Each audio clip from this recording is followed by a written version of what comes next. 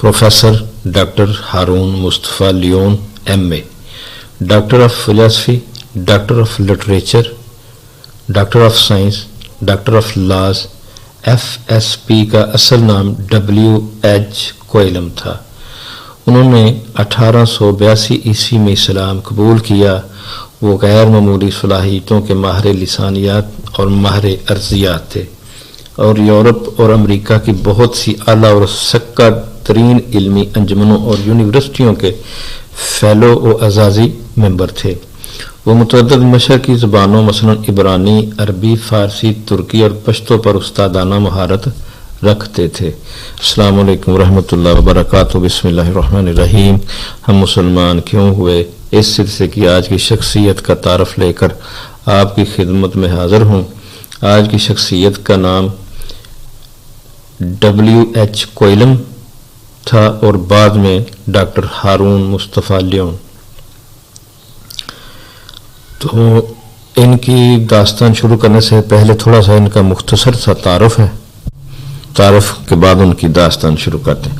वो एक वकी जरीदे इसली of man examiner में लिसानियत पर मुहक्काना मज़ामीन लिखा करते। नेज़ मुख्तलिफ ज़बानों की ग्रामर और साख्त पर उन्होंने बहुत सी किस्तों में नहायत काबिल कदर मुहक्काना बहस की और इल्मी हलकों से अपनी मेहनत और ज़ोफ़ निगाही का लोहा मनवा लिया और बहुत से इदारों और यूनिवर्सिटियों ने इन्हें एजाज़ात से नवाजा। डॉक्टर हारून मुस्तफ़ा इल्मुल अरज़ पर भी कामिल अबूर रखते थे और यूरोप और अमेरिका के सक्का इल्मी हलकों में इनके लेक्चर तवज्जो और शौक़ से सुने जाते थे। इन्हीं गैर मामूली सलाहियतों की बिना पर इन्हें लिसानियत के एक बैनुल अक़वामी अदारे का सेक्रेटरी जनरल चुना गया और लंदन से छपने वाले एक मुस्तनद साइंसी रिसाले फ्लूमिथ का एडिटर भी बना लिया गया। इन्होंने अरबी और तुर्की लिटरेचर पर भी कई किताबें तसनीफ़ की। तुर्की के सुल्तान अब्दुल हमीद खान और ऑस्ट्रिया के बादशाह ने इन्हें मुतअद्दिद तमगों और तारीफ़ी असनाद से सरफराज किया। डॉक्टर मसूफ़ इस्लाम के पुरजोश और अनथक मुबल्लिग थे। इनकी तबलीगी मसाई के नतीजे में कम बेश 500 तालीम याफ्ता और आला हैसियत के अंग्रेज़ों और यूरोपियनों ने इस्लाम कबूल किया। नतीजा ये निकला कि चर्च के हल्के बुखला गए।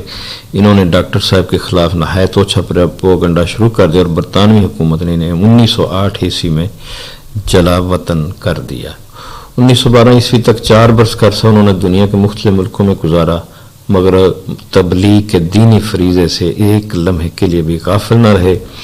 1912 ईस्वी में वापस इंग्लिस्तान पहुंचे और अब लंदन की बजाय लिवरपूल में रहाइश इख्तियार कर ली और वहीं 1936 ईस्वी में वफात पाई। ये उनका मुख्तसर सा तारुफ। अब उनकी कहानी उन्हीं की ज़ुबानी। मुझे इस्लामी तालीमात के जिस पहलू ने सबसे ज़्यादा मुतासर किया और जो मुझे बिलाखिर इस मुक़द्दस हल्के में खींच लाया वो इंसानी अक्ल का एहतराम है।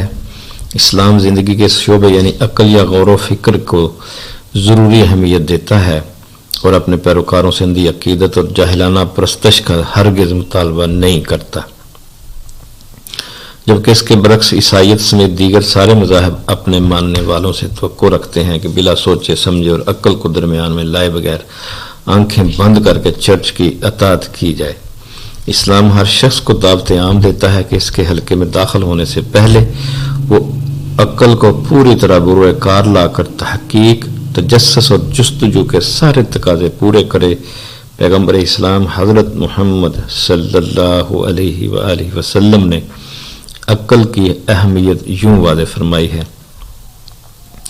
अल्लाह ताला ने कोई चीज़ अक्ल से ज़्यादा कीमती पैदा नहीं फरमाई। ज़िंदगी में जितने फ़ायदे हासिल होते हैं वो अक्ल ही का नतीजा है। बसीरत व हिकमत और समझ बूझ जैसी नेमतें भी अक्ल ही की पैदावार हैं।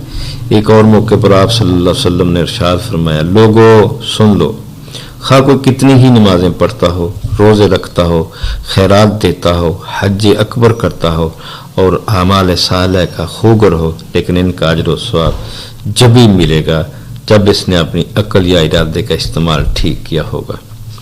वो लोग जो अंधी तकलीद करते हैं और अपने ज़हन व फिक्र से काम नहीं लेते, कुरान इन्हें ऐसे गधे से तमसील देता है जिस पर किताबें लदी हुई हों। چوتھے خلیفہ راشد حضرت علی رضی اللہ عنہ فرماتے ہیں دنیا تاریکی ہے جبکہ علم روشنی ہے، لیکن علم بغیر صداقت کے محض وہمہ ہے۔ مسلمانوں کا ایمان ہے کہ اسلام صداقت ہی کا دوسرا نام ہے، لیکن اس صداقت تک پہنچنے کے لیے فہم و ادراک کی رہنمائی انتہائی ضروری ہے۔ اسلام میں عقل یا فہم و ادراک کو اس قدر بنیادی اہمیت حاصل ہے کہ قرآن بار بار انسانوں کو اور مسلمانوں کو غور و فکر کی دعوت دیتا ہے۔ نبی اعظم صلی اللہ علیہ وآلہ وسلم بھی اس پر خاصا زور دیتے ہوئے نظر آتے ہیں، حتیٰ کہ آپ نے اپنی رحلت سے چند ہی روز قبل اس پہلو کو خاصا اجاگر کیا۔ رسول اللہ صلی اللہ علیہ وآلہ وسلم حضرت عائشہ رضی اللہ عنہا کے حجرے میں ان کے زانوں پر سر رکھے سفر آخرت کی تیاری میں مصروف تھے۔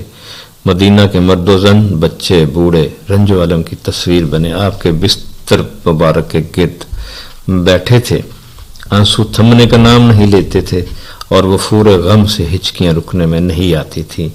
وہ ہستی جس نے انہیں کفر و جہالت اور گمنامی کے اندھیروں سے نکال کر حق و صداقت اور شہرت و عظمت کی روشن شاہراہ پر لا کھڑا کیا، خوف و ہراس کی بجائے امن و عافیت سے ہمکنار کیا، اور جس کی رہنمائی میں دنیا و آخرت کی ساری بلائیاں ان کے قدموں میں آ پڑی تھیں، اب وہ ہستی انہیں چھوڑ کر جا رہی تھی۔ اس بوجھل اور غمزدہ فضا میں ایک آواز آئی، اے اللہ کے محبوب، شاید اللہ آپ کو اپنے پاس بلا لینا چاہتا ہے، اس صورت میں ہمارا کیا بنے گا؟ اللہ کی کتاب تمہارے پاس ہے، رسول اللہ صلی اللہ علیہ وسلم نے جواب دیا، لیکن اس کے باوجود اگر ہمیں کسی وقت مزید رہنمائی کی ضرورت پڑی تو ہمیں کیا کرنا چاہیے؟ سائل نے وضاحت چاہی، کتاب اللہ کے بعد میری سنت اور اقوال کو حرز جاں بنائے رکھنا۔ حبیب خدا صلی اللہ علیہ وآلہ وسلم نے کمال اطمینان کے ساتھ جواب دیا، لیکن میرے ماں باپ آپ پر قربان۔ سائل نے بڑے ادب سے تیسرا سوال کیا، حالات میں تغیر آتا رہے گا، مسائل سر اٹھاتے رہیں گے، عین ممکن ہے ہمیں کسی سوال کا جواب قرآن اور سنت سے بھی نہ ملے، پھر ہمارے لیے کیا حکم ہے؟ رسول خدا صلی اللہ علیہ وسلم نے سر اقدس ہولے سے اٹھایا، نقاہت کے باوجود آپ کے مبارک چہرے سے نبوت کا نور کرنوں کی طرح پھوٹ رہا تھا۔ آپ نے غیر معمولی وقار اور تحمل سے فرمایا، اللہ نے ہر انسان کو ایک نگہبان عطا فرمایا ہے اور وہ اس کا ضمیر ہے، دوسرا ہر وقت کا رہنما ساتھ لگا دیا ہے اور وہ عقل ہے۔